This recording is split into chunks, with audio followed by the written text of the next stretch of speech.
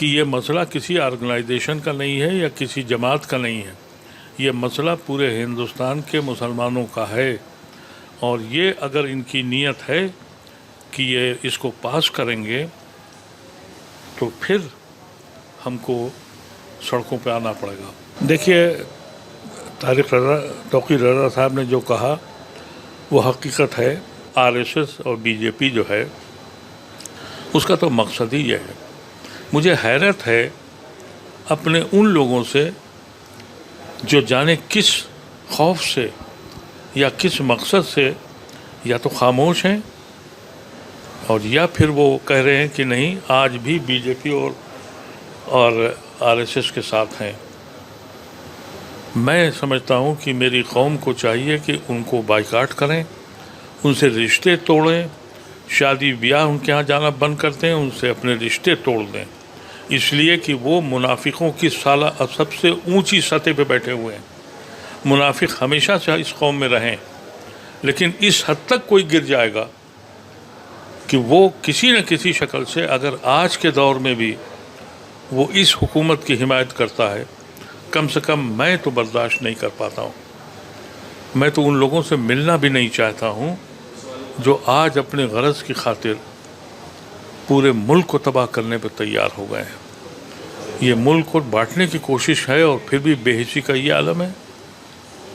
تو یہ توقیر رضا صاحب کا جو بیان ہے یا دوسرے علماؤں کا بیان ہے، لیکن مجھے ایک چیز کی خوشی ہے کہ پہلی بار پرسنل لا بورڈ نے ایک کلیئر اسٹینڈ لیا ہے، اور یہ کلیئر اسٹینڈ کی ضرورت ہے۔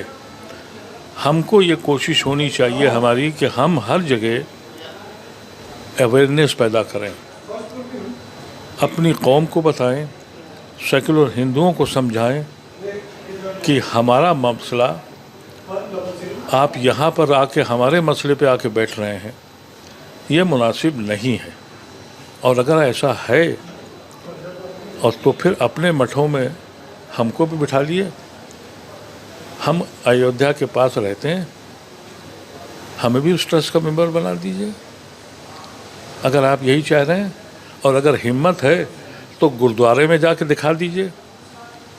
یہ صرف اس لیے کہ ایک سوئی ہوئی قوم ہے، ایک مری ہوئی قوم ہے، آپ ہم کو اس حد تک لے جائیں گے کہ ہماری مسجدیں، ہماری خانقاہیں، ہماری درگاہیں، اس میں آپ فیصلہ کریں گے؟ آپ بتائیں گے کہ نماز ہم پڑھیں یا آپ پڑھائیں گے؟ آپ بتائیں گے کہ ہم کس طرح سے زکوٰۃ دیں اور خیرات دیں اور کس کو دیں اور کس کو نہ دیں؟ یہ تو حد ہے بے حسی کی ہماری قوم کی، اور نااہلی اور ناقدری اور ناسمجھ مودی سرکار کی۔ میں کہنا چاہتا ہوں کہ سوتے ہوئے شور کو جگانے کی کوشش نہ کریں۔ یہ قوم سو تو گئی ہے، مری نہیں ہے۔ آج اس کی مساجدوں کا قصہ یہ ہے، میں نے اس میں جے پی سی میں یہ بات کہی تھی جگدمبا پال سے کہ آپ کانگریس کے بڑے دگج نیتا تھے، کانگریس کے زمانے میں ایک مسجد گرائی گئی، بابری مسجد، کانگریس 20 سال تک کھڑی نہیں ہو پائی، آپ بھی پارٹی چھوڑ کے بھاگ گئے، اس لیے کانگریس ختم ہو گئی تھی۔ آپ کہہ رہے ہیں کہ ساری مساجدیں اور ساری خانقاہوں میں جو اوقاف ہیں ان کو پھر سے ہم چیک کریں گے۔ تو ہر گاؤں میں، ہر قصبے میں مسجدیں ہیں، اس ملک کو کہاں لے جا کے کھڑا کرنے والے ہیں آپ؟ تو اس کو انہوں نے اس میں سے نکال دیا۔ میں تو اویسی کی اس بات سے اتفاق کرتا ہوں، لیکن میں یہ صرف یہ نہیں کہہ رہا کہ محبت بانٹتی، میں کہہ رہا ہوں مت بانٹو محبت، لیکن جب ہم پہ ظلم ہوتا ہے تو بولو تو۔ مسلمان کا نام لینے سے ڈرتے ہیں لوگ، مسلمان کو پولیٹیکل پارٹی اپنی اسٹیج پہ نہیں بٹھالتی، مسلمان کو ٹکٹ اس لیے نہیں دیتی کہ پولرائزیشن ہو جائے گا۔ اس حد تک گراوٹ ہو چکی ہے سیاسی لیڈروں کی۔ یہی تو دکھ ہے، یہی تو غم ہے کہ ہم سے تابعداری کراتے رہو گے۔ ہم تو صرف یہ کہہ رہے ہیں کہ ہمارے حصہ ہمیں دے دو، ہم تمہارے ساتھ کھڑے ہیں، اس ملک کے ساتھ کھڑے ہیں، اس ملک کے آئین کے ساتھ کھڑے ہیں، لیکن ہمیشہ تابعداری اور خوف اس حد تک۔ ابھی نوح میں فساد ہوا تھا، کسی پارٹی کا کوئی آدمی نہیں گیا، اور آج اگر امپاورمنٹ کسی نے حاصل کی ہے تو دلتوں نے کی ہے، کیونکہ وہ متحد ہیں۔ आज दलित के 2 बेंत मारिए, हर पार्टी वहाँ जाती है और बोलती बयान देती है। हम खड़े खड़े लिंच कर दिए जाते हैं। हमसे कहा जाता है कि तुम खाना क्या खा रहे हो, इस बात पे कत्ल कर दिए जाते हैं। ट्रेनों में चलना मुहाल है, लेकिन मुसलमान का नाम लेने के लिए कोई पार्टी तैयार नहीं है। ये बड़ी दर्दनाक कहानी है इस वक्त हमारे साथ। हम म्यांमार बनने जा रहे हैं, हम हमास बनने जा रहे हैं। अगर ये लोग सियासी लोग, मैं खुद ज़हनी तौर पे कांग्रेसी हूँ, मैं कांग्रेस या किसी पार्टी का मेंबर नहीं हूँ, लेकिन मैं उस हिंदुस्तान को जानता हूँ जो मेरा बचपन का हिंदुस्तान था, जो मेरे ख्वाबों का हिंदुस्तान था। वो ये हिंदुस्तान नहीं है, ये कतन ये हिंदुस्तान नहीं है। और अगर इस हिंदुस्तान को बचाना है तो पॉलिटिकल पार्टीज सिर्फ बयान न दें, हम पे जब सितम हो तो आवाज़ तो उठा दें, ये तो कह दें कि ये मजलूम है और फलां जालिम है।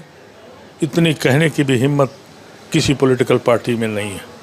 और इसी वजह से आरएसएस और बीजेपी को जो क़ुव्वत मिल रही है कि हम कुछ भी करें हमें बुलाया नहीं जाएगा, हमसे पूछा नहीं जाएगा, ये अफसोसनाक है।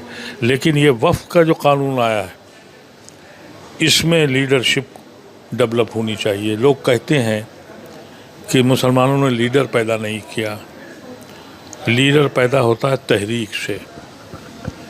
ऊपर से जो लीडर आता है उसका अंजाम आप देख रहे हैं कि बाप थे, माँ थी, फलां थे, धमाका थे।